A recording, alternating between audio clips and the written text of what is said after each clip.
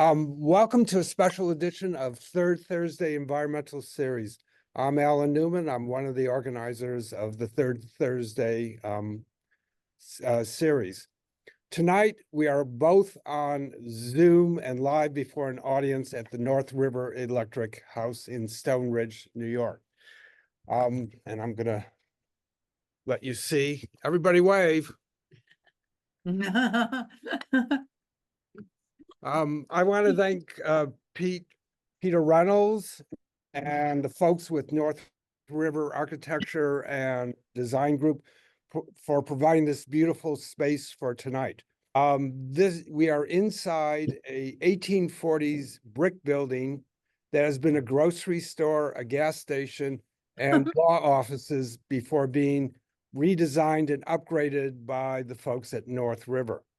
It is now a solar-powered, zero-carbon co-working and event space.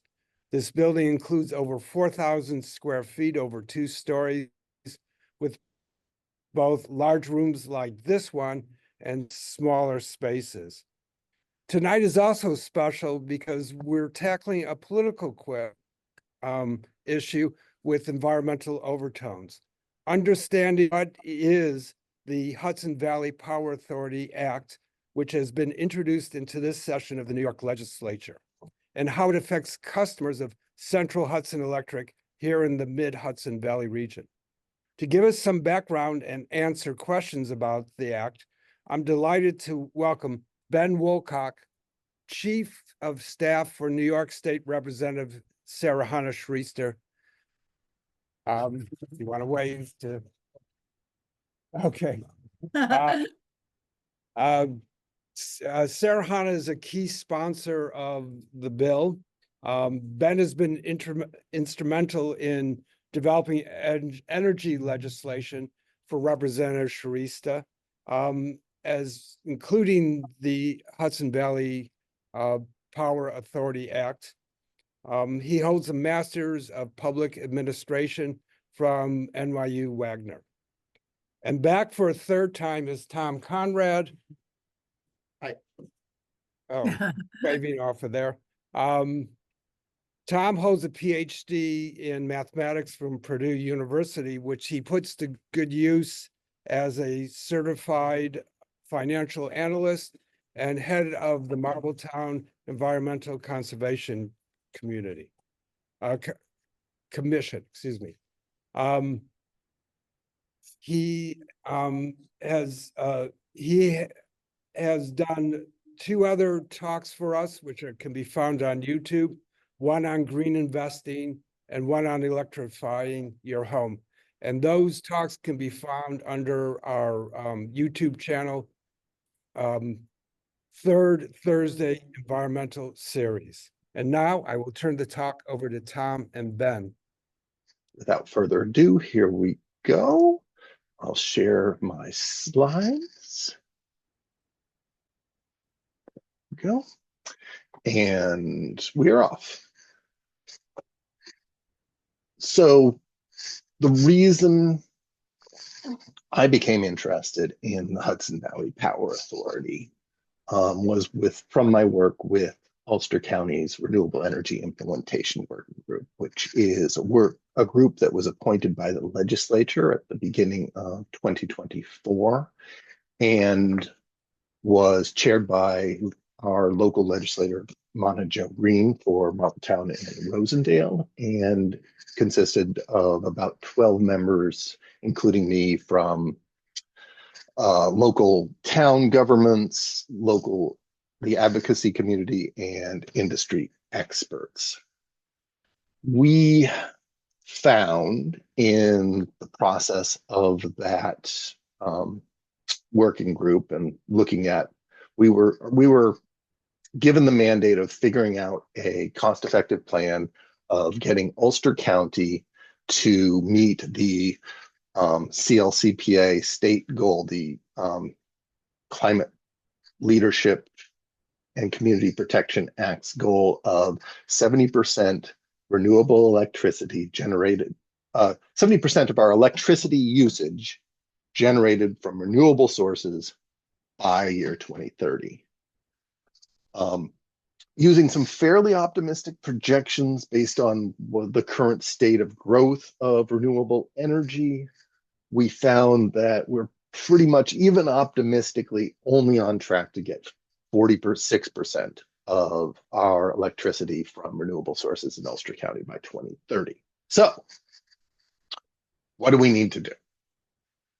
And the good news is we found a large number of things that actually don't cost much, if anything, just require better electrical practices of interconnection, etc., from Central Hudson to progress us towards this goal. I don't really expect, given the short timeline, these things could make up the entire gap between that 76% and the 70% we would hope for, but they either are cost very little or save money, and they would get us closer. So there really is no reason not to do it.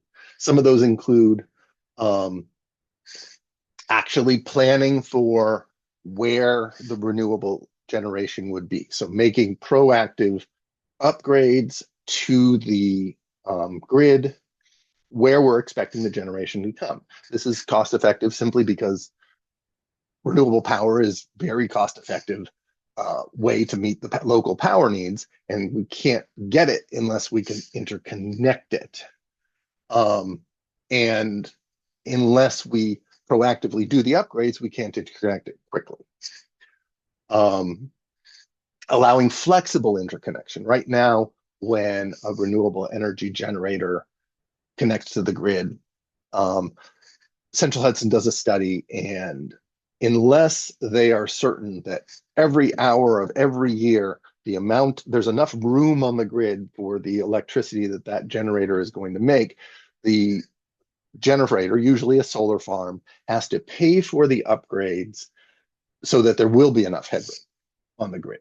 So even if, there's going to be enough capacity all but like 5 hours of a year, the solar farm might have to pay for this really expensive upgrade to deal with that other 5 hours.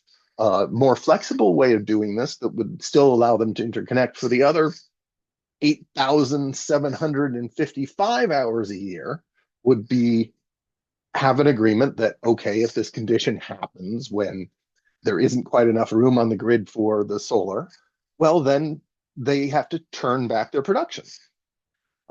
This is much more cost effective for the solar installer than paying for a big upgrade. So this should be allowed, basically, and that we make much better use of our existing grid for interconnecting solar. Advanced grid technologies. There are a number of new technologies, such as better wires with composite cores, actual digitization of the grid, digital models of the grid, so we can tell what's really going on at the time. Part of the reason we don't know if there's enough capacity for solar on the grid at any one time is we don't know exactly what's happening, and we have to assume the worst case. Actual sensors to tell what's happening on the grid. How hot are the wires, etc. Are there problems? Central Hudson's been very slow to invest in these technologies, and that's largely because of the incentives of a regulated investor-owned utility that Ben will be talking about in the next section. They have an incentive to spend a lot of money. They don't necessarily have a great incentive to spend money on things that actually save money for everybody. The more they spend, the more money they make. Batteries are another thing that currently are just not are really hard to put into service in Central Hudson territory because we don't have a good way to compensate them for the grid, for their contribution to the grid. Again, say where they get paid for power, they produce, but then they get charged, and unless they can get paid for more for the power that's when it's really needed, then they get charged for the power that isn't very needed and significantly more. So unless they get paid for the good timing that they're able to produce on the grid, they can't be cost effective to make. So those are just like 4 of the things we found that could do. There's actually just a ton of things that pretty much no nonsense, no regrets things we could do if Central Hudson were aligned and really wanted to do this. It's not that the people at Central Hudson are bad people, it's that the regulated utility model wasn't designed for our current universe where we need to change the way the grid works rapidly in order to accommodate these new types of energy sources. So I'm going to pass it off to Ben. He's going to talk about what exactly the Hudson Valley Power Authority Act is and how it will work. And then I will come back and talk about the dollars and cents and how much it will cost, or actually, in this case, how much money it will save us. Introduced for the first time last session, reintroduced this year with Assemblymember Sarahana Shrestha and Senator Michelle Hinchy. I'm Sarahana's Chief of Staff. Really excited to be talking with all of you tonight about this bill. We've got it's gonna take us some time to build support across the service territory, and it's meetings like this that are so important to doing that. And so, yeah, really excited to dig into the details and to answer whatever questions you have so that we can build the people power to get Albany to pass the legislation. If you want to move to the next slide, Ellen. All right, let's start by just like doing some grounding. Why are we talking about taking over Central Hudson? And the main thing is that it's a natural monopoly. And when we talk about natural monopolies, there's a few things to think about. One is that they have really high barriers to entry. It's not easy for another company to just come along and build a parallel network of gas pipes or a parallel network of wires. And because of that, we often think of them as either being good targets for strong government regulation as a publicly regulated monopoly, or a good opportunity for being run by the public sector. There's lots of water authorities, public water authorities that provide water to many people in the area, as well as you could think of things like the Thruway Authority or the Metropolitan Transit Authority, some of which have better support and track records than others. But let's go to the next slide to talk about someone who was not excited about building lots of public power entities. His name is Samuel Insull. He basically convinced the people of the United States that we needed to have publicly regulated, investor-owned utilities. He created things like the Public Service Commission. He created the model for that, and it spread across the country. And what that more or less did and meant is that it's really a captured regulatory situation where lots of the people who work for the Public Service Commission have a background in the utility sector, and the sort of conversation that happens in rate cases is extremely constrained by the law and by regulation, such that it often is going to favor utilities. And the regulation itself, speaking as someone who's like trying to work on not just long-term legislation like the Hudson Valley Power Authority, but shorter-term legislation to try to regulate the utility sector, it often feels like whack-a-mole, where we try to sort of get the utilities to sort of do one thing. Say it's do more what's called grid-enhancing technologies, where they would do things like reconductor the line so that you could get more electricity to on the lines that we already have instead of having to build more and more transmission, which is quite expensive. And it's like pulling teeth. You know, you can require it, but at every step of the way, when it's against their interests, they're going to fight you and try to find a way to pop up out of another hole. And so that's why I often say it's like whack-a-mole. And that's one reason why you might want to just have a public entity where the interests are fully aligned with the public. So if you go to the next slide. Sorry, I jumped ahead. Before we get there, I want to talk a little about perverse incentives, because this is part of what I was talking about earlier, which is just that the incentives are not aligned for privately owned investor-owned utilities. And just to give you a couple examples of that, they get paid based off of a return on their capital. So they have an incentive to always build more and more capital. And some of that capital isn't always useful. One thing that happens is called gold plating. You can imagine it's where you'd put gold around things that don't need gold. Most things in our utility infrastructure don't need gold. But the idea is that they'll spend more money on sort of unnecessary infrastructure upgrades, just because they're going to then make 10% on top of whatever equity they have into the company. And the flip side of that is that there are lots of important operating expenses that they don't necessarily invest in with the same gusto, because they don't make 10% on top of it. So things like tree trimming, really important to reduce the number of outages and the duration of outages, oftentimes gets deprioritized by utilities because they're not making 10% return on equity. So if you go to the next slide, another piece of how this puzzle works is just that utilities are allowed to pass on their operating costs to ratepayers. One of the questions we get the most when we're talking about this legislation is who's going to pay for it? And one of the kinds of things that people are talking about is who's going to pay for the operating costs of this new utility. And the answer is the same people are going to pay for it, which is us, because we're already paying for all of the operating costs. They don't make 10% returns on the operating costs. That's just on their sort of capital asset base, but they do get to pass along their operating costs to all of us, and they don't have incentives always to sort of pass along savings, to say the least. We go to the next slide. There are alternatives, though. The New York Power Authority is a great example of this. It was created by FDR, who then went on, obviously, to the presidency after being the governor in New York State, and spread the gospel of public power authorities throughout the land. It still provides some of the cheapest electricity in North America, and that is cheap hydropower.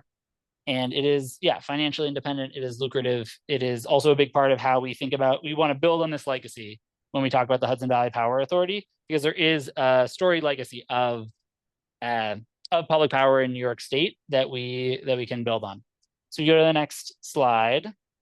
What are we doing? Hudson Valley Power Authority took us a couple slides to get here as we did some of the background and some of the history, but we're going for lower rates, for reliable service, for clear bills, clean energy, community benefits, environmental justice. I hope you get the idea. You're all in the room for a good reason. And if you go to the next slide. So when we talk about lower rates, let's talk about what that means. There's a couple of pieces to this. So one is there's this really important metaphor that I want to introduce to folks tonight that Tom and I were just talking about the other day, which is that buying Central Hudson is a lot like taking out a mortgage, where we do have to pay upfront, but then we will just be having a regular monthly payment on that debt, as opposed to paying rent to Central Hudson and to their the owner of Central Hudson, which is Fortis, based out of Canada. So right now we pay a lot more money in rent, and we don't have any control over the upkeep of our utility system, because like I was saying before, it's sort of like playing whack-a-mole. We can't actually get them to do the things that we want to do to do the green transition. And so if we were to buy Central Hudson, it's true we'd have to take out a mortgage, we'd have to refinance, take out some debt, refinance some debt, but it would be cheaper in the medium term and long term, also in the short term. And we could certainly lower rates, and we'd then have control over the system. There's a reason that people like to own their own home, because you want to be able to shape it. And sometimes private entities who own your home or own your utility grid don't have the same interests as you. And so, part of the thing that we can do by taking it over is, Tom is going to talk a lot about the financing and how we're going to save money in like 6 different ways. I'm not going to get into that, but I will say that, we can invest those savings in lower rates and higher wages, in infrastructure instead of shareholder profits. We were talking earlier about some of those perverse incentives. Those don't exist when it's a fully public entity that we democratically are getting to run. We also, some other just like fun details to know about how we're talking about lower rates. We shared earlier that NYPA has some of the lowest cost electricity in the country. In the bill, it says, hey, NYPA, you have to give us some of that lower cost hydropower. We also are instructing NYPA to collaborate on regional planning with the Hudson Valley Power Authority to build more transmission. One of the main barriers to getting more renewables on the grid, I think many of us know, is that it's really expensive to build transmission. That's something that the New York Power Authority already does a lot of, but they are not always working that closely with investor-owned utilities like Central Hudson. They do work very closely with public entities, and when they're required in statute to do so, they also do that. And so that's part of what the bill would do. The bill also just fixes some weird things about our utility rate structure. So right now, if you use more electricity, do you think you pay more or pay less if you use more? You would think you would pay more per usage, right? Because we want to incentivize people to use less. But actually, it's the opposite, because it's all built around thinking about like big bulk purchases, where if you're a giant corporation, you get to, it's like when you go to Sam's Club and you buy the biggest amount of toilet paper, and so you pay less per unit. That's sort of the idea. But it doesn't really make sense, because we do actually want to have some incentives to conserve. And it means that for low income ratepayers, they often are trying to conserve to save money, but when they use less electricity, they end up not saving nearly as much money as they would expect, because the price goes up as you use, or the price goes down as you use more. So one thing the bill does is it sort of inverts that. It has these progressive green rates where the lowest rate is for people who are using the least. It also would do something that we've been trying to do at the state level for many years, which is there's already a goal at the state level, is to have utility bills capped at 6% of household income. That really only impacts sort of low and moderate income ratepayers, because 6% is actually a lot of people's household income. And so this would mean that you wouldn't have to pay more than that. That's a lot, to be honest. I don't know how many people have looked at how much they're spending on your utility bills, but 6% of your income is a lot of income. Okay, we go to the next slide. I also just want to talk about reliability. So I was talking earlier about grid enhancing technologies. We've had a lot of trouble pushing Central Hudson to invest in grid enhancing technologies. I'm currently, through the office, a party in the current rate case where Central Hudson is trying to increase rates. And they say they're going to do all these investments in order to justify that rate increase. And trying to get them to actually invest in grid enhancing technologies is frustrating, to say the least. Rate cases are very complex legal proceedings at the Public Service Commission. Needless to say, I would love it if instead of trying to use these sort of complex Rube Goldberg machines of regulation that are captured, we just had management that was actually interested in instituting modern technologies that would not make the utility more money. You know, part of the reason they don't want to do these grid enhancing technologies is that it doesn't make them money. You know, it means that they have less to build. So it's not a profitable endeavor for them, and they are not in the business of doing things that are unprofitable, which makes sense when it's owned by an investor-owned utility. It doesn't make sense for all of us. In terms of reliability, publicly owned utilities have a really strong record of service reliability. And the idea is also to empower frontline workers to do repairs that are currently unprofitable. And we'll talk more about the workforce in a little bit, but it is a very important part of the bill, is to support workers in the green transition and in the Hudson Valley Power Authority by giving them a lot of seats on the board of trustees. So if you go to the next slide, this is just showing you, whoa, publicly owned utilities have way shorter outages. And that is good, because who wants to have their electricity go off? If you go to the next slide, a lot of us here, I'm sure, very invested in clean energy. Just a couple of things from the bill that I want to point out. One is that Tom was talking a little bit about just how there's not the right incentives often for batteries, and for even putting solar on your roof. It used to be much better than net metering rules, where you would get paid a more reasonable return. So in general, the HVPA will have incentives or will be looking at that. But another thing that's frustrating for me from a planning perspective is that we often people are incentivized to put the correct amount of solar panels on their roof for their budget. And that makes lots of sense for them. But often that means that people aren't putting solar panels on the roof that they could, because even if it was good for the grid, it's not necessarily good for their pocket. But one thing that would change under the HVPA is that there would be a new program that's called publicly distributed renewable energy, where the Hudson Valley Power Authority would have a program of renting out space on your roof, and it would dramatically reduce your electric bill. But then they could just put as many solar panels as could actually fit on your roof, and the incentive would be to make it work for the grid and not just for your household budget vis-a-vis the really bad net metering rules that we have. It's also a really good way to help low-income customers and renters get solar panels on the roof, because right now it can be really hard for lots of low and moderate income ratepayers to invest in putting solar panels on their roof. And if you just had the utility rent your roof from you, it'd be much easier. They would own the panels, do all the upkeep, and it wouldn't be like another major stressor on a lower moderate income family where you're sort of worried, oh, if this breaks, is this gonna be like another car payment that I, can't make it at the mechanic shop, right? And then will I not be able to pay my utility bill because now all of a sudden I have all this unexpected costs from not having a solar panel. There's a lot of uncertainty and unexpected costs that people maybe worry about. If the utility just owns the solar panels on your roof, that goes away. And it's not the only way that that people would have solar panels, obviously, but it is a part of the puzzle.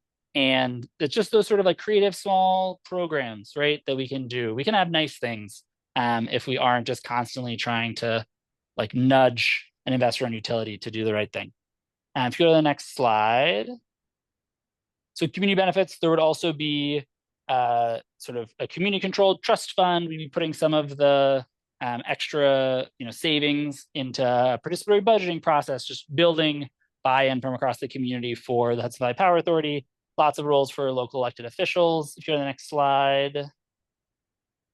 Cool. Worker protections, very important. There's a lot of confusion around the worker protections from the Hudson Valley Power Authority.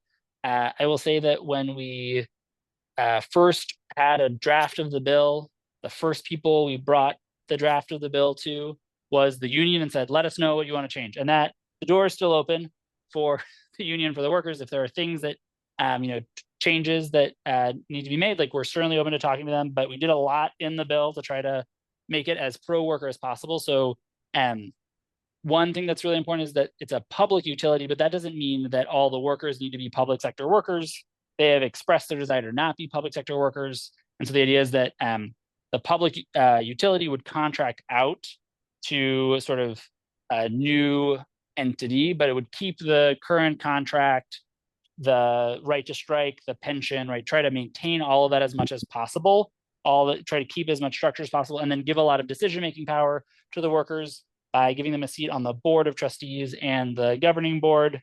It would prohibit hiring short-term contractors without approval from the union. That's a big issue for Central Hudson workers currently.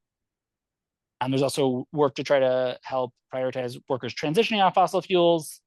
And one thing right now is that the workers are often pitted against ratepayers, where in order for workers to get wage increases under their contract, they do a lot to support the rate cases where we see our bills going up 10% a year. And so one thing that this would do is it would remove some of that conflict, right? We just wouldn't be pitting workers against ratepayers in the same sort of terrible legal process. Let's go to the next page. All right, so good governance, just so you have an image, a map of how this works. There's the Hudson Valley Power Authority. Above that, there's the Board of Trustees. There's also this observatory that's like a civic society entity that's doing lots of community engagement and also sort of overseeing the whole process. And then the Public Service Commission has a role in making sure we're doing a good job on our climate goals and also in setting up the whole infrastructure. Go to the next slide. We have the Board of Trustees. I'm gonna go quickly just because I think I've gone over my allotted time, but there's some appointments. The union is involved. The observatory is involved. If you go to the next slide. So the observatory. So the way this works is that there's going to be 4 elected representatives from equally sized districts in the service territory. There are going to be members from academic institutions to because it's really a research body as well. Again, reps from the union local, and then those 8 statutory members would be appointing 7 appointed members across other sectors. So it'd be a group of 15, and those appointed members would have expertise in things like environmental justice, consumer protection, indigenous nation rights, electrification, all that good stuff. Next slide. And that's the end. Okay, back to Tom. So Ben just talked about the advantages of the Hudson Valley Power Authority Act and how we'll save. If you listen to that, you heard just, wow, there's a lot of good things here in the act. It sounds like it'll be expensive. I'm here to like basically put on my green visor and run the numbers and tell you just how much it will cost. And in this case, it will actually save us money, surprisingly. So here's the model to be thinking about. We're currently, as Ben said, renting the electric grid from Central Hudson's investors, in this case of Fortis, which is a Canadian company, publicly traded. And we pay for all their costs, plus the cost of their labor. The first few items, the cost of upgrades, the cost of labor, the cost of local taxes at the start, those will be the same if we move and we buy out the grid through the Hudson Valley Power Authority and make it a public entity. But in the bottom, so like your landlord has a mortgage, and we would have to have debt to replace that mortgage. But the advantage of a public power authority is it's a non-taxable state entity at the federal level. And the amount of debt, the debt that we would take out is municipal debt, non-taxable debt. It comes at a much lower interest rate. We also have to buy out their equity capital. And we have to take out additional debt to pay that off. Again, we can do that with non-taxable debt. And then finally, one category that just totally disappears when Central Hudson stops being a for-profit entity, it no longer has to pay income tax. So that's the model. Basically, if we become owners, we get more control over our grid. If we want to make an addition, we could get to choose. But on top of this big benefit of we get to choose, there's some tax advantages that actually pay for the whole transition. So this pie chart is the costs that we are currently paying for Central Hudson. The blue ones are the ones that we can sort of do something about. The green, yellow, orange are the ones that wouldn't change.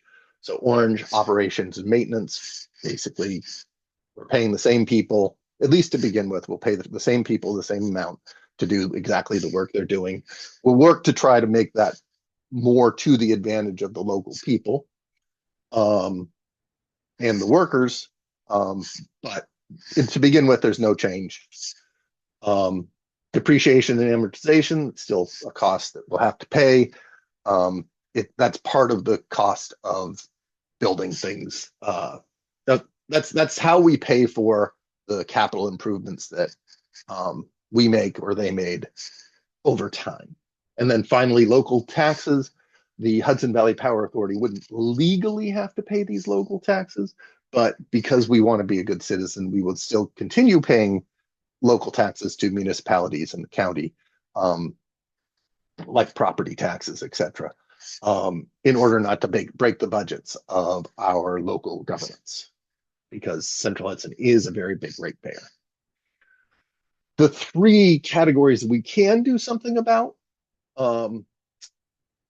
the interest charges on Central Hudson's debt, 7.3% of the distribution bill. That goes down because we now do it tax-free. The federal income tax disappears, 3.2%, poof. And shareholder income again gets replaced with interest on the debt we use to refinance it. I expect that to be between 2 and 8% of the distribution part of the bill. Again, the energy part of your electric bill, we're not really changing because, well, we could potentially buy source power, but for the purposes of this calculation, I'm not considering the potential we have of getting better price power from NYPA, for instance.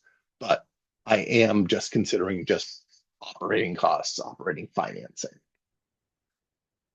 So let's dig into these categories a little bit more and see how much they'll cost. First of all, we have to know how much we are going to have to pay for the Central Hudson. This chart here shows 4 different estimates I made based on the valuations that were used when Fortis actually bought Central Hudson in 2012. Now, Central Hudson has grown. So what I did was I used the same value for, say, with the first I looked at their total assets then, and I looked at how much we paid for that, a multiple, and then we look at the total assets now and use that multiple. So then it was valued at, their total assets were valued at 1.6 billion. Now their total assets would be valued at 2.4 billion. If we value them by annual revenue, their total assets we would be then were valued at 2.25 times their revenues. Using that same value now, the whole company, in both the debt and the equity, would be valued at 2.2 billion. So on the right hand side, those are my different possible valuations. The equity value is the value without the value of debt. The enterprise value, EV, is the value with the value of debt. We know what the debt is worth, so they're just a difference by the amount of outstanding debt. And as you see, I got numbers for equity, 1.2 billion and 1.7 billion. There was another firm that did some valuations for the company. Their valuations were generally lower than mine, so more conservative. I come up with some saving numbers, which will be lower than they would be if we used the valuations that other firm did. So again, my numbers are going to be conservative here in terms of savings. So this is a chart from Bloomberg, which shows what the interest rates of different types of debt are, depending on how far they go out. Currently, when I did this was in December when we did this, corporate debt, 10-year corporate debt, which is about the average length of remaining term on Central Hudson's debt, you could get it at 5.25%. You could get municipal debt, the tax-free debt that we're planning on refinancing with, for the same term at 3.75%. This is where the big savings come from. And that's debt, BBB debt. That's the credit rating of Central Hudson, current credit rating. We also have, we're going to have to take out more debt for Central Hudson because we also have to pay for the equity. And if we take out more debt, the credit rating will go down. I would expect that Central Hudson's credit rating will go down to BB, double B instead of triple B. And if that happens, this chart shows different credit ratings of different type of debt. So I think absolute worst case scenario, very unlikely, but it could go, the credit rating of Central Hudson could go all the way down to B. I'm going to look at scenarios whether it becomes BB or triple B rated debt. The expected case is double B. The worst case scenario I'm going to do is the cost of debt at triple B for the whole thing.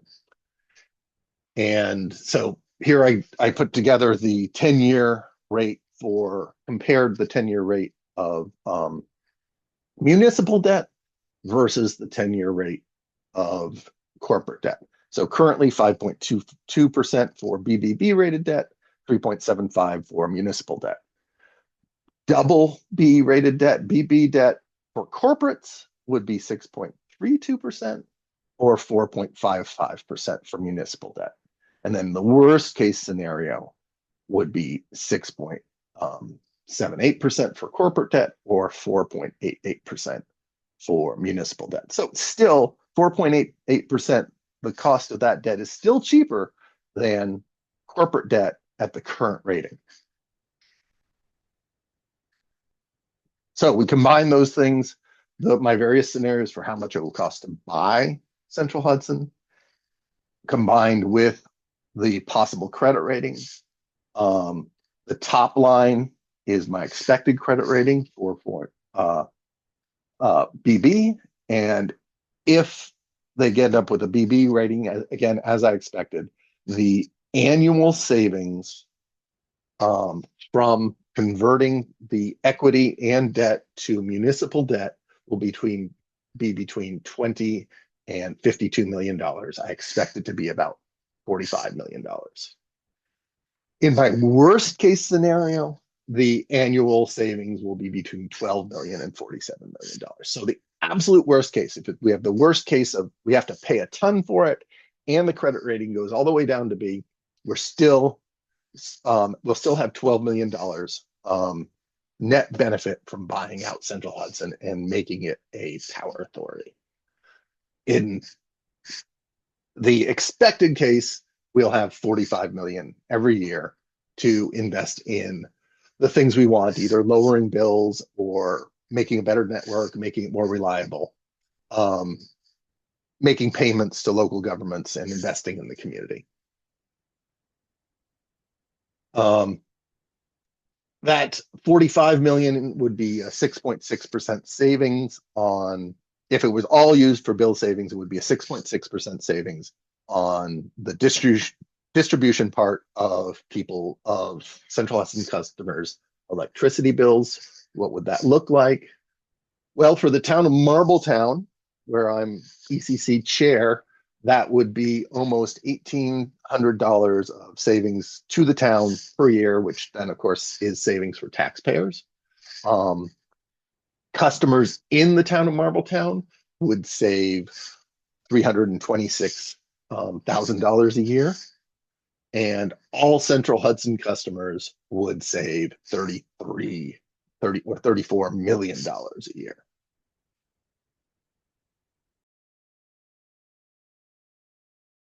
So, Michael, do you want to share your question? Yes, you hear me? Yes, I can hear you. Okay, how will it be decided whether or not this is done? And what is the unit we're talking about? Are we talking about Ulster County, the entire state, or what that it would be done for? So the question was, who's going to decide this? I'm sorry, also, Michael, if I've missed your question, I'm going to answer it briefly. And then tell me if I'm wrong, because a couple things have happened since you asked it. But the short answer is that the state assembly and the state senate first need to pass the bill, and then it will need to be signed by the governor. And then it will need to be, the PSC will also have a role in approving it. Before we can move it through the state assembly and the state senate, and I'm obviously paying lots of attention to this question on the state assembly side, since I work for Sarahana, we need to show support across the service territory. So the city of Kingston just passed a municipal resolution in support of the Hudson Valley Power Authority. Newburgh is thinking about it. It's been discussed in Marbletown. More and more municipalities across the service territory are thinking about this question. And that's one of the ways that we can get more co-sponsors in the assembly and in the Senate, and we can sort of move it through the legislature. One thing that's important to know about a bill like this is that it's not a bill that you need support from everyone in the legislature. You really need support from the people who live in this area. New York is a home rule state. We really pay attention to what local communities think about bills that are directly impacting them. And so, you might have been involved in other advocacy efforts where you're trying to get a majority of Democrats to co-sponsor a bill. And this is really a different situation. We really want to focus on sort of the legislators that are in the service territory. Michael, did I get to your question? Yes, you did. Thank you. If I can just do a quick follow-up, where this has been done elsewhere, have there been any instances of it backfiring? In other words, not working out with savings, but being more expensive for the customers? Okay. So the follow-up question is, have there been examples of this backfiring? No, it's good. And so the short answer is that in general, there's lots of very successful public power utilities across the country. That said, there are cautionary tales, and we need to be very careful about making sure we get all the details right.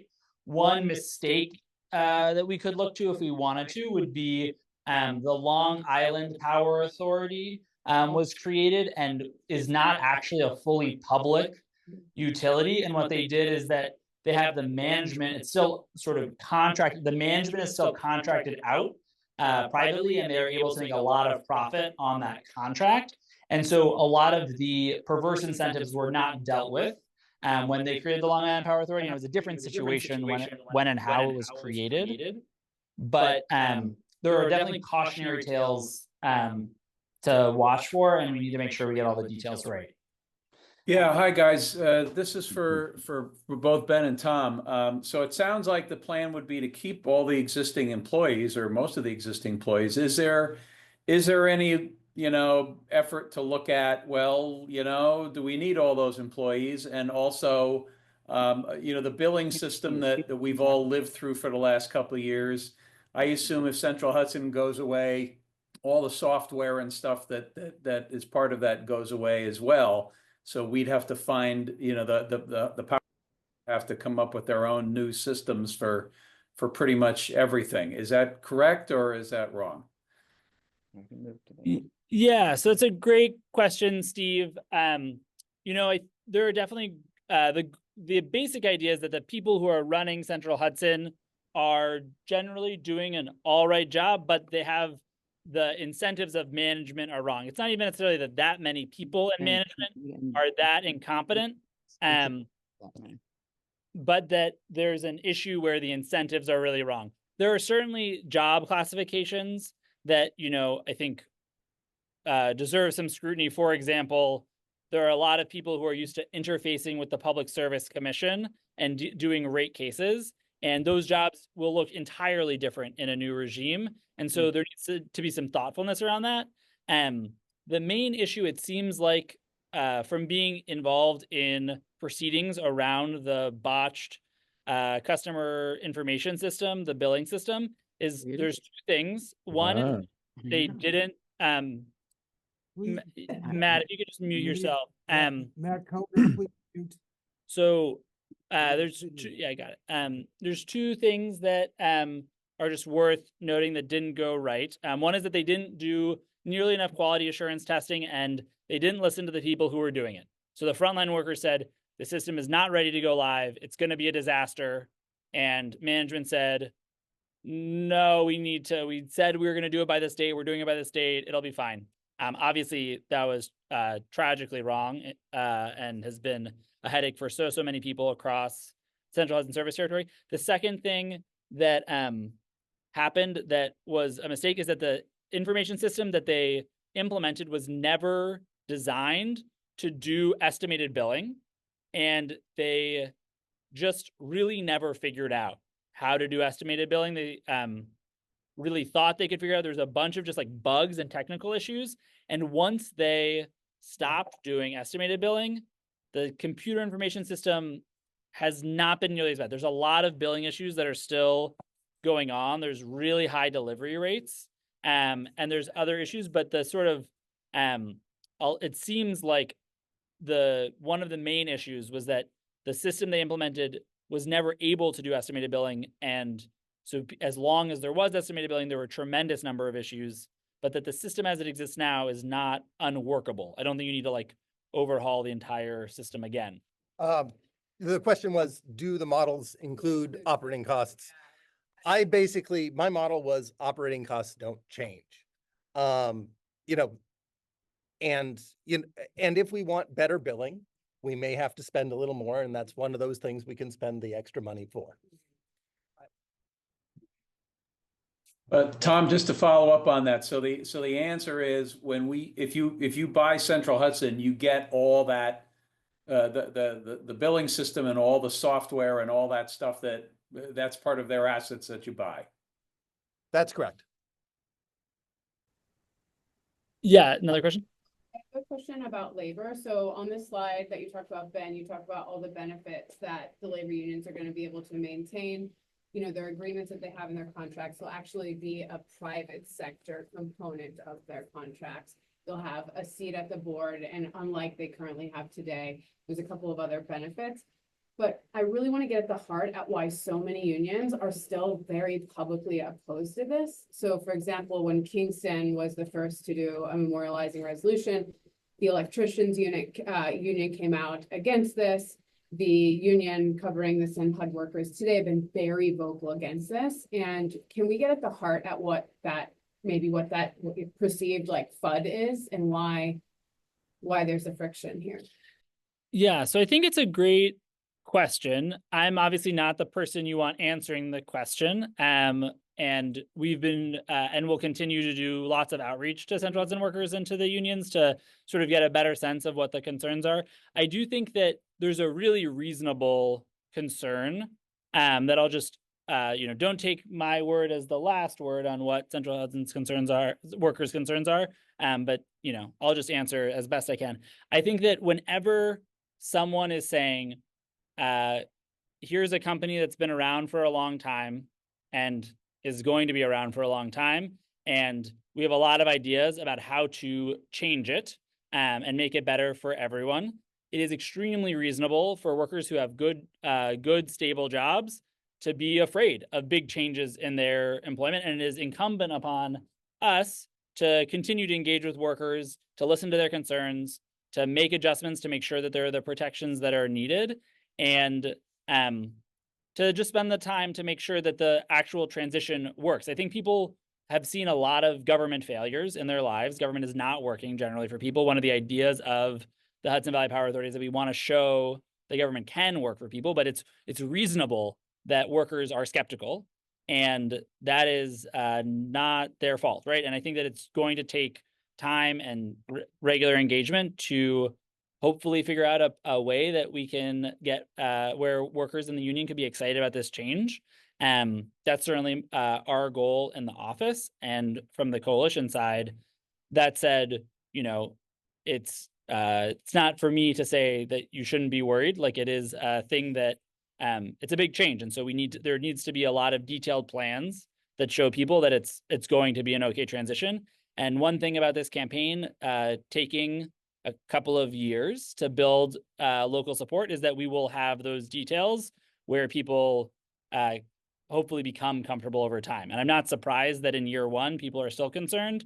And hopefully in year 2 and 3, that changes. Do you think they're actually at the table though? Because I can understand the hand wavy, okay, I don't want a government takeover. I'm happy with the contract I have in place now, fearful of change. But is there actually a substantive level of conversation around the issues, or they just haven't really come to the table yet?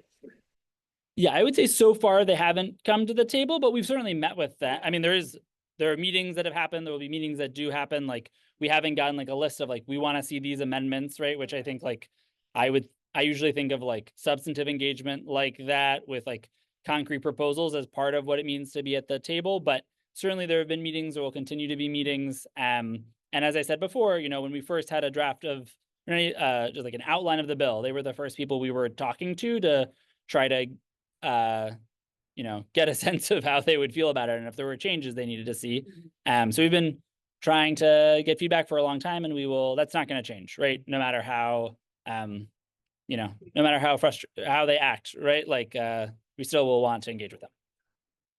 So the question was, where are the environmental benefits? If you didn't hear it, so the answer comes back to my first couple slides when I was looking at as part of the Ulster County Renewable Energy Working Group.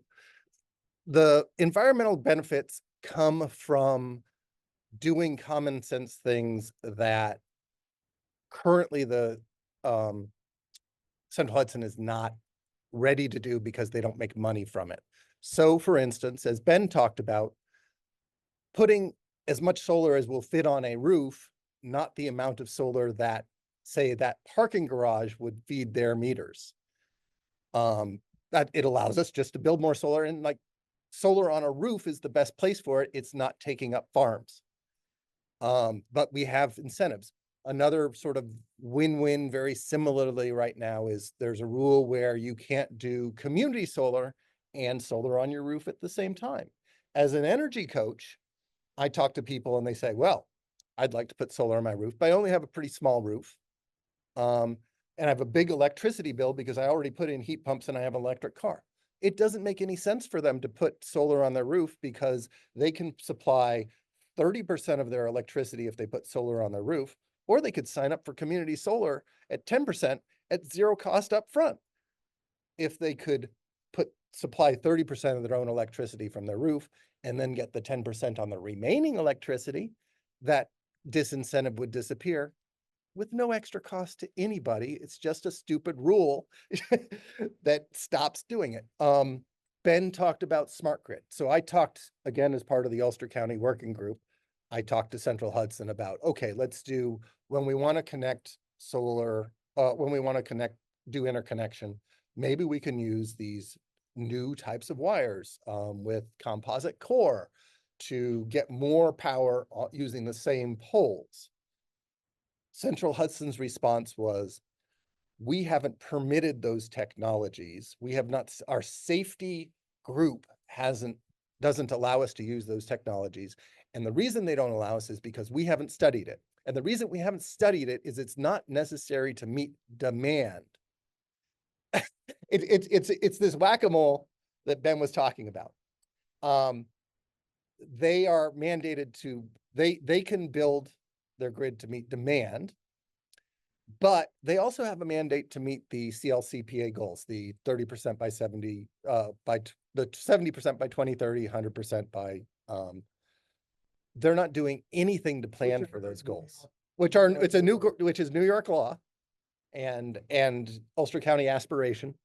But it's, they're not doing anything for that because all their grid planning comes around what's needed for demand. I think the reason they're not working to permit these technologies is, well, if I have to use technology that was invented in 1930 or 1960, which is actually the wire technologies they do have permitted, they have to spend more money to do their grid. And if they spend more money to do their grid, they make more profit.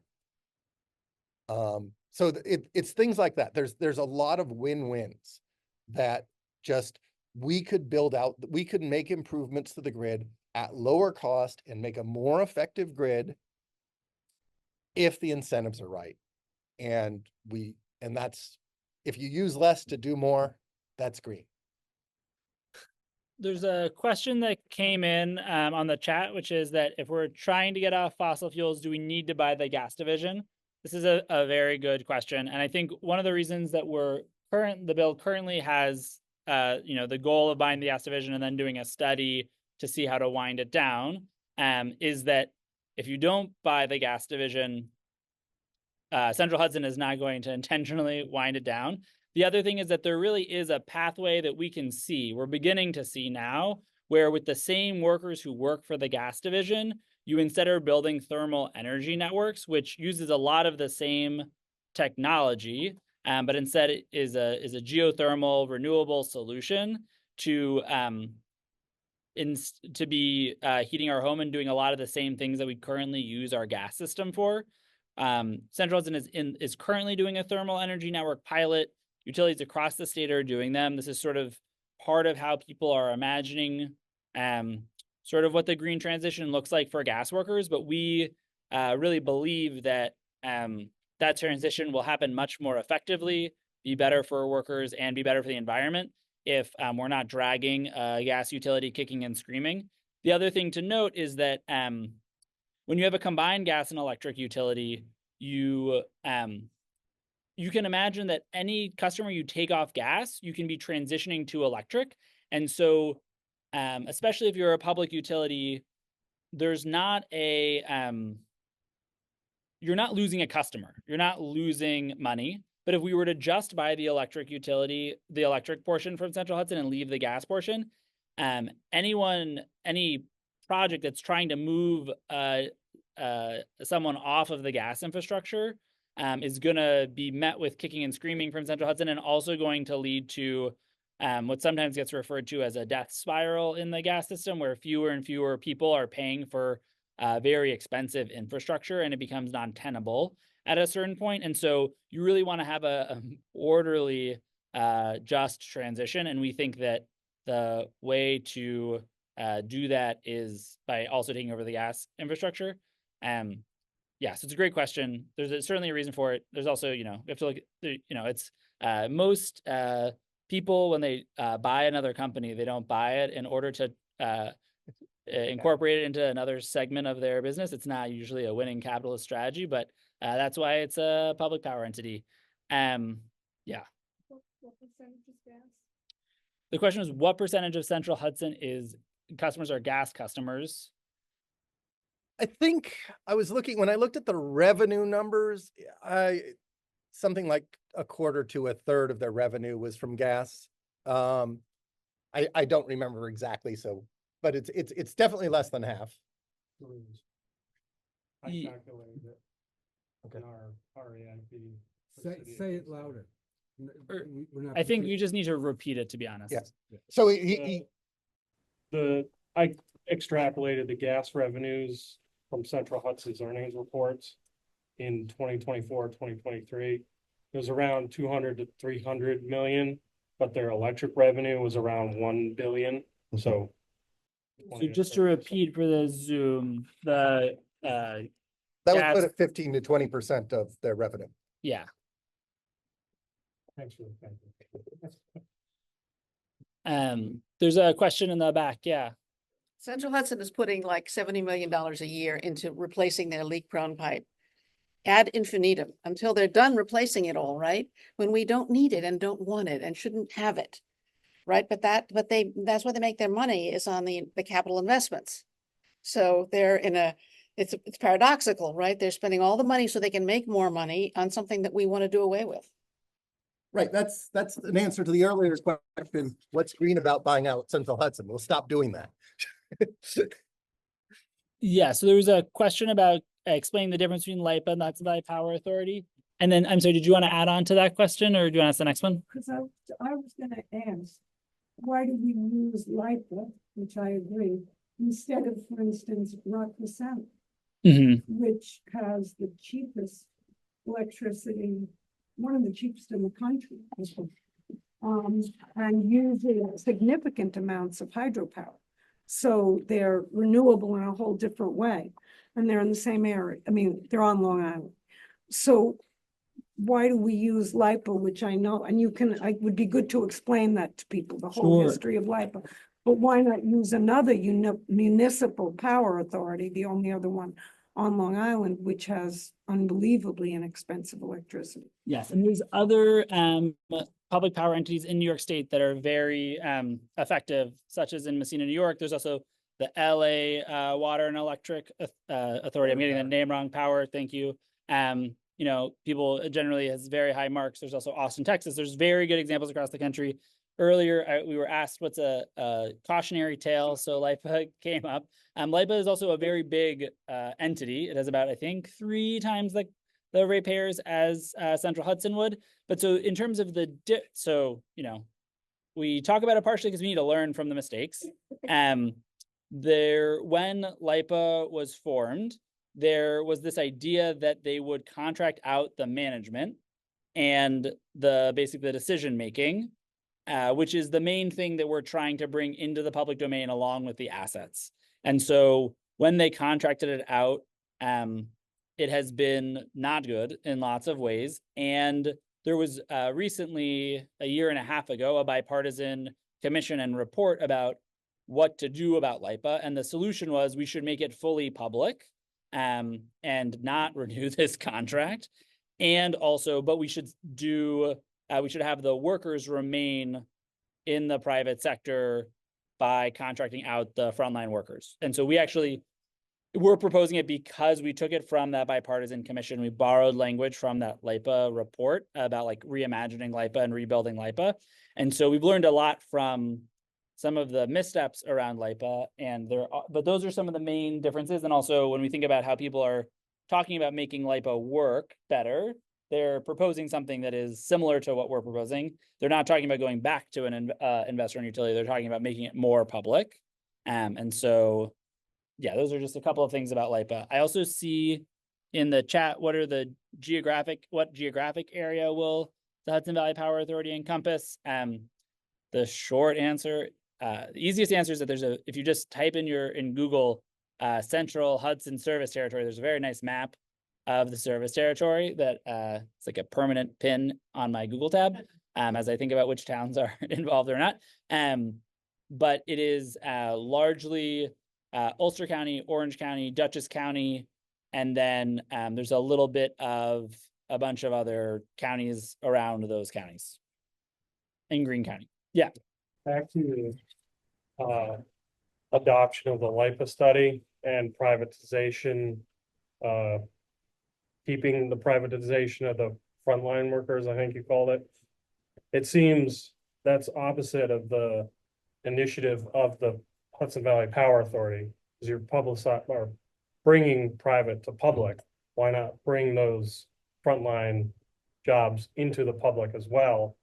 Therefore, you're not providing to one or two corporations the subcontracts for this frontline work. For example, Mullins, they're the only ones that are putting in gas piping in Kingston. They're the ones making the whatever percent profit. It's not, that profit isn't spread out amongst the earners. There's a profit to the corporation, which is concentrated in a small group of people, and then those workers, which are most likely paid well, but if you take out that profit, it can come back to the workers and pay can be slightly larger, but you preserve that worker apprehension perhaps. And also you're not picking certain corporations in the community to benefit the public entity or the Hudson Valley Power Authority, if that makes sense. Yeah. Yeah, I mean, I want to correct one thing. This is actually not exactly taking a public entity, a private entity public. It's a hybrid entity, a regulated public entity into a public entity. Just, so, and that's why we're doing it. If we Supervisor Parity was talking to me about this, and he said, well, why don't we just buy Home Depot and Lowe's and do that? And the reason we don't do that is because they're actually corporations that are working with a profit motive, and they're actually relatively well run. The reason we're doing Central Hudson is because it's a regulated monopoly, which has all these disincentives. And originally those jobs were in Central Hudson that are now privatized. Yeah, but I think we fixed the incentives by doing what we're doing. I don't think we care that much on how the workers are organized, and we want the workers on board. Is the assumption that if that's the last part that's privatized, that they would be able to maintain all of the commitments that they currently have in their unit contracts? Was there like concern that moving them to public workers, they would not maintain those same benefits? Yeah, so just to repeat for folks on Zoom, the initial question was why keep the frontline workers in the private sector? And something that Thomas said is, if we fix the incentives and management, it's not so important. And yeah, in other sort of similar conversations, and we've learned a fair bit from the conversations that happened with the same IBEW district on Long Island, there was a strong preference to keep the work private sector. One reason for that is that public sector workers don't have a right to strike. And also just the process of transitioning the IBEW on District 3, I think in general doesn't have public sector workers. So I think just in terms of like the union jurisdiction, if they were to become public sector workers, I think it just is a little messier. And so in the process of trying to build a coalition, and, you know, I think we did our best to, or, you know, if we didn't have the frontline workers as private sector workers, you know, we think the first thing the union would say to us is, you know, these are some of the changes you should make. So we've already made them because, as Tom was saying, it's not, we don't think it makes a huge difference in terms of the governance of the utility. I really think this labor piece has to be communicated more publicly in the media. Because if you ask people why they're against this, the two reasons are it's going to cost a lot of money. We don't know how to pay for it. So you're helping us with that. And number two is that, look, the unions are against it. But that slide that you showed, and like, if we can be more open and transparent about the tangible conversations, I think we can start to shift the narrative a little bit about it and be more proactive on it. Yeah, I love this. You know, it's a huge part of the project of the coalition is to try to be having this conversation in as many places as possible and to be engaging with frontline workers and trying to understand, you know, what are the concerns we haven't heard or aren't understanding. The battery energy storage, comment was made that rates from Central Hudson are not attractive. I was wondering, where are rates set for battery energy storage, whether or not why is it Central Hudson, not NISO? And in a power authority, where would rates be set for battery energy storage? And who would do the development? The power authority or private developer? Yeah, so the question was about how rates don't work right now. How would rates work under a power authority? The answer is it's complex. It depends on the size of the battery, which power market that battery is participating in. So you were asking, would NISO set the rates? Well, I believe NISO does set the rates for transmission connected storage, but for distribution connected storage, the distribution utility, AKA Central Hudson, would be setting the rates. And right now, Central Hudson doesn't really even have a category that works for something that both generates and collects power. It just doesn't, it's a square peg round hole thing. Yeah. Yeah, I had a question on billing. My understanding is that HUD committed to going on billing on actuals and moving the whole service area rather than estimated. I saw a number, it could be wrong, so please correct me if I'm wrong, but I saw a number that there were still like 25% of people in the service area still are being billed on estimated and having a lot of surprises. Is the intent that in this move to a public sector administration that essentially rate payers would always be billed on actuals? Like, would you try to get rid of estimated billing as a mechanism altogether? Yeah, I'm just trying to look up the news because I was under the impression that they'd finished the transition to actual billing. Yeah, the question, yeah. You would always be maintain full actuals everywhere. Yeah, I don't think anyone has a interest in going back to estimated billing. Yeah. How many state legislative districts intersect with the HVAPA area? I would have to play with a lot, probably. We actually do have a nice map of this. And I can try to see if I can pull it up somehow. Yeah. Sorry. Well, then there's a second question. Can you clarify the statement made earlier about delivery charge rates for lower usage customers? Yeah, well, I can talk about that while Ben looks it up. So basically, there's that fixed charge on your bill of 22 whatever. So your price per kilowatt hour goes up when you have less kilowatt hours because you're always paying that $20. So low usage customers, if you switch to a more progressive rate, one way to do it is you just get rid of that and charge more per kilowatt hour. That gives people more of an incentive to reduce their usage without necessarily changing the overall revenue to the utility. I mean, and you can, there's in between. You can also charge people $5 a month instead. Point, will there be like, so taking the position of like, let's call it a small or medium-sized business in our area. I'm not talking about like a corporation. But how will they be impacted? Because they're probably gonna have a larger consumption than I would as a resident. Are there gonna be, like, for small businesses and medium-sized businesses, do you think their costs will still go down in that progressive structure from a consumption perspective? I think it's, again, a progressive structure could be designed to basically make any group go down. There's Yeah, a you lot could of go flexibility. Comcast. There's a lot of flexibility. But generally, if you want a more progressive structure, you do want to have the marginal cost higher and the fixed cost lower. There always will be some winners. There will be some losers. The goal is to make, but yeah, there's like probably 20 different rates. Yeah, The so thresholds you could set. yeah, you can, strategically, you know, yeah. so again, it does need to be hashed out. Yeah. Given that much of the savings comes from how we finance the debt, and if that being real, what would be the argument for retaining any private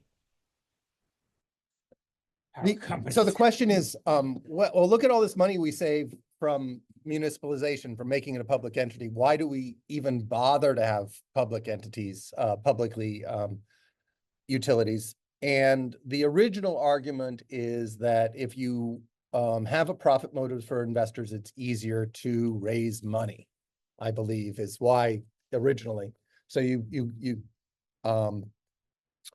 and the current argument basically is, see how hard it is to do.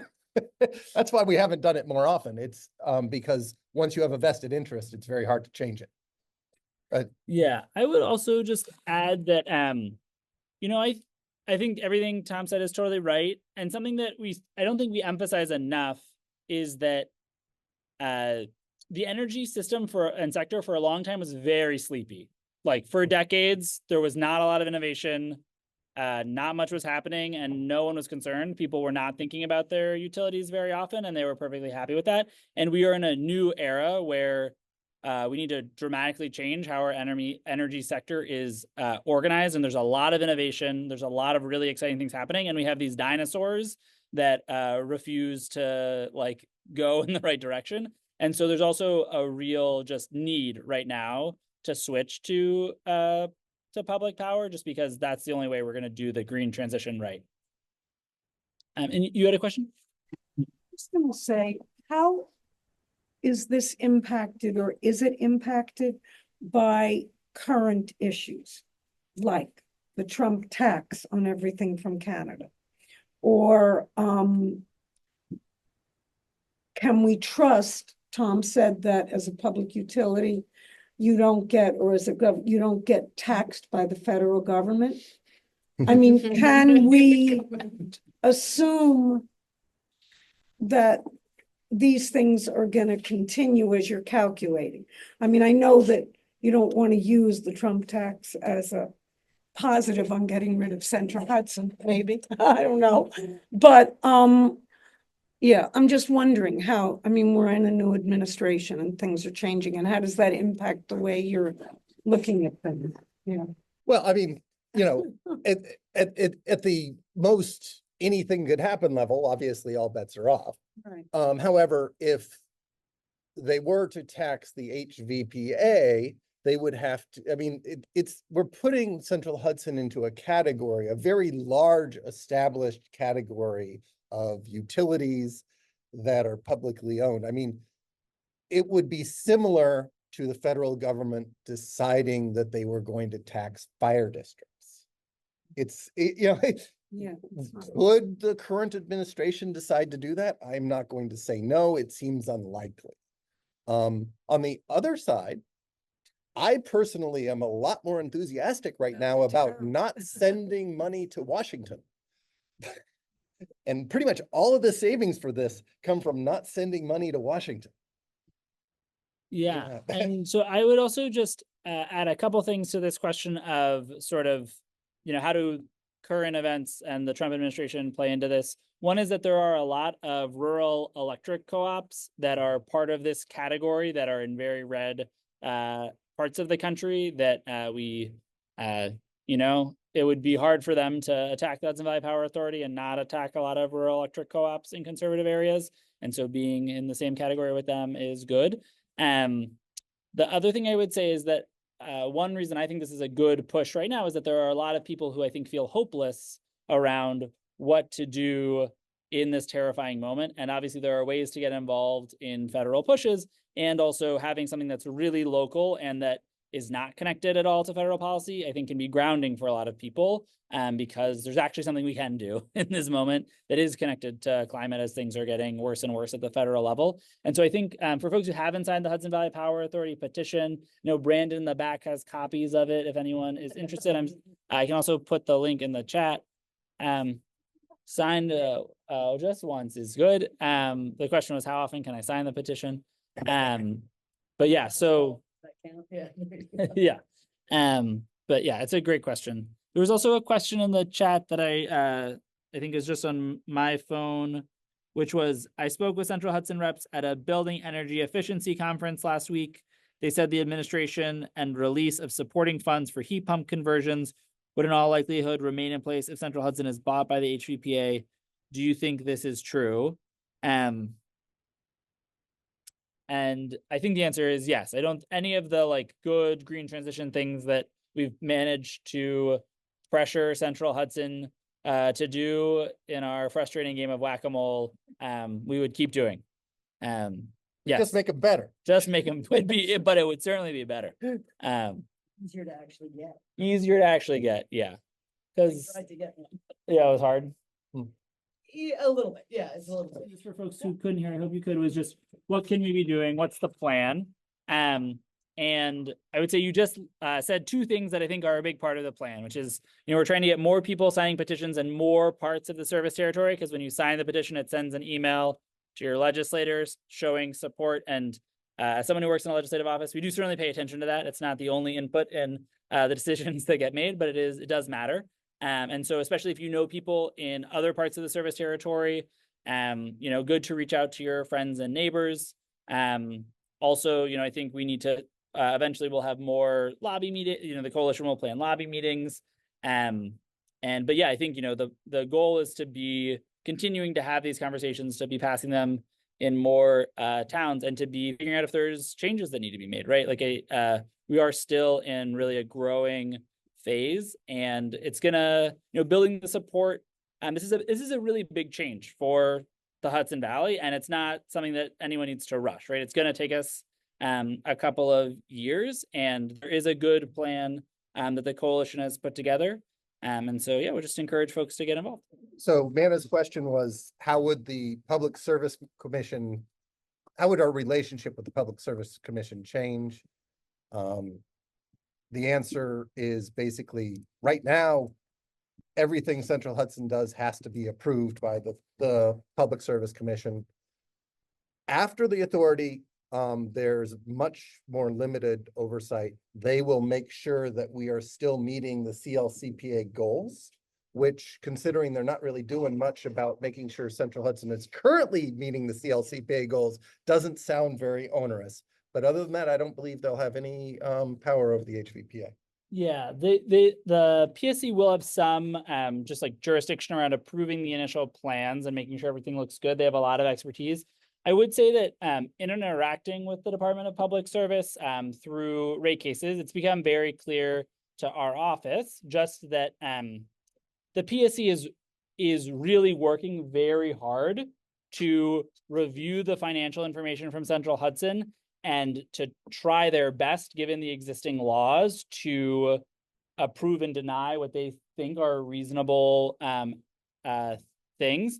But the whole infrastructure is this adversarial process that is designed around Central Hudson is trying to maximize profit, and the PSC is doing their best to analyze everything and kick out the things that don't make sense. And I would say that that whole infrastructure is not that well suited to the Hudson Valley Power Authority, which is why we are proposing creating this observatory, which exists for other public entities in other parts of the world, like in the Paris Water Authority. So that's sort of the idea, is just that it's not particularly well suited for the task of something that actually has aligned incentives. But I'm sure we will rely on their expertise at various moments, because they have a lot of it.